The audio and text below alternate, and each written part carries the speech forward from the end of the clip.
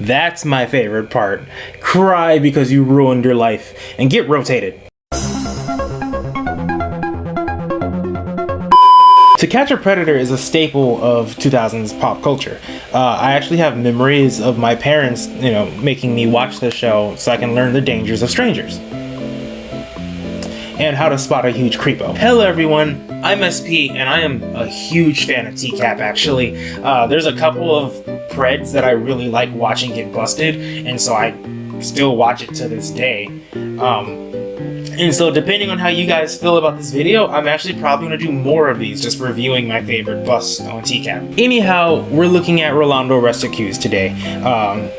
He's the Staff Sergeant Predator. He's Mr. Married and Looking for Fun, What better way to remind everyone that anyone can be a monster, even those that vow to protect us. No, the state of the world doesn't make me drink.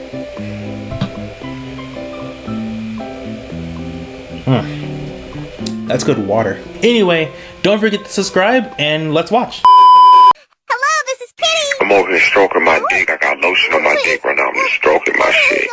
I'm horny as fuck, man. I'm a freak, man. Each time we do one of these, it seems we have more cameras, better technology. Shut up, Chris. Show me the Pred. Okay, my apologies, Miss Girl. I made some sweet tea. It's on the table. I just gotta put this stuff in the washer real quick. In Georgia, the treat, if you will, was sweet tea. Ah, there he is. Side note, I hate sweet tea.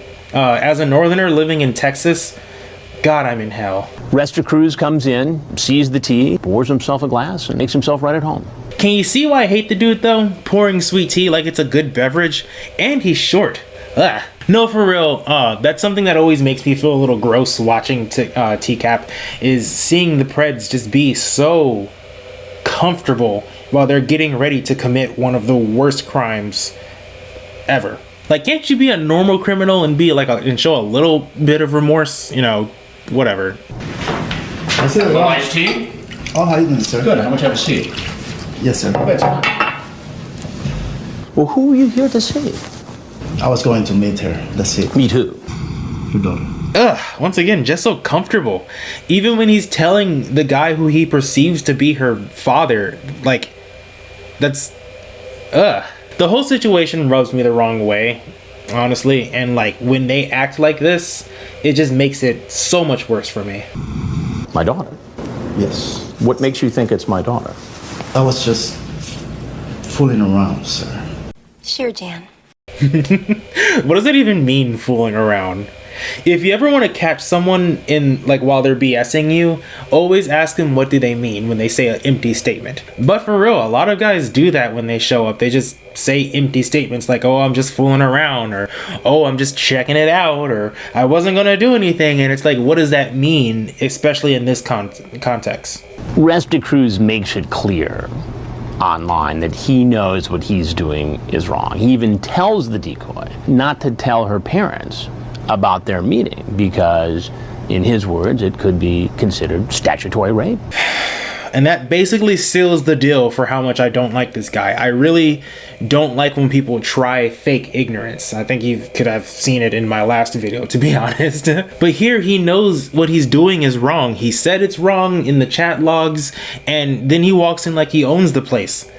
What a tool. So Chris busts out the chat logs, as we were talking about, and starts reading them. And the dude starts having a breakdown in the most profound way.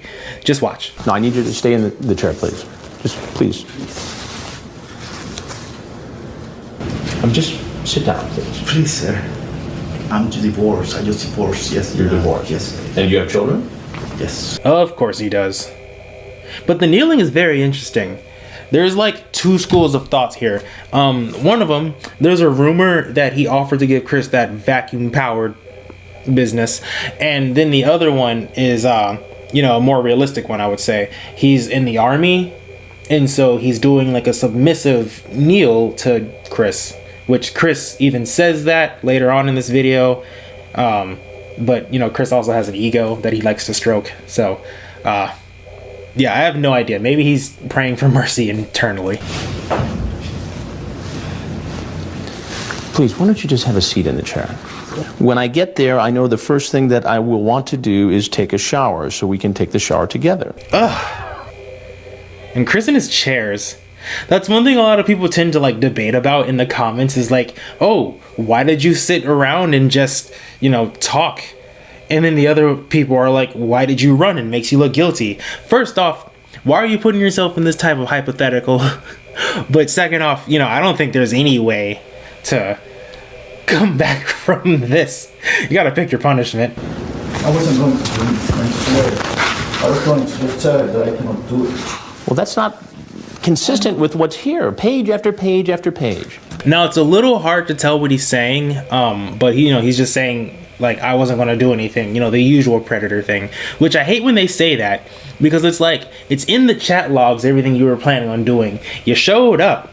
Like, there's no doubt here at this point. It's very obvious what you were here to do. Just like the guy who, like, showed up to say he wasn't going to show up, which, once again, if you ask him, what do you mean by that? You catch him, which actually Chris did, and he started, like, stumbling like an idiot. But yeah, that guy, he, like, blamed his brother for the CP on his computer at home and the bestiality. So it's like, have some integrity at least, If you're going to be a bad guy, at least own up to it. I didn't think about it at the time, but looking at the tape, it was almost as if he was getting into the POW position. Oh, whatever, dude. More ego stroking. So, it's time for the big reveal. Do you ever watch television? Yes, sir. Do you ever watch Dateline NBC? Yeah, about the cops and everything, I know. You ever see the Catch a Predator show? Yes, I'm not a predator, sir. I'm Chris Hansen with Dateline NBC, and we're doing a story. Now, if there's anything else you'd like to say, Sir, I'd like to please. hear it. Otherwise, you're free to walk right out of this house. No, sir, can I go? Yes, absolutely. Please don't put this in TV. Right, because you asked so nicely. And you even offered a beach. I love the "sir, please," though. I don't know why. I think that's one of the reasons that makes this one of my favorites. Just the way he says "sir, please." I don't mean to make fun of anybody's accent, But also, I love it when they cry. And this guy cries. Don't put this in TV, please. No decisions have been made yet. Please. I swear I will never do this again. Okay, I'm going to have to ask you to leave now.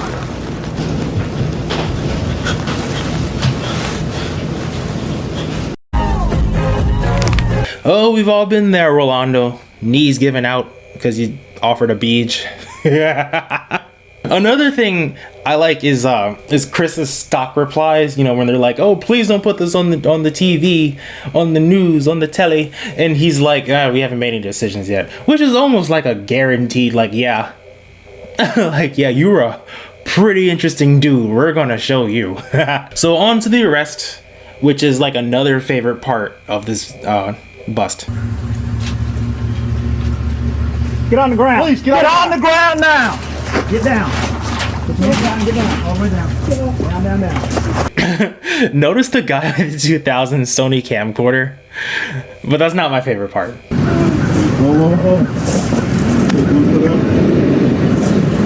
That's my favorite part. Cry because you ruined your life and get rotated.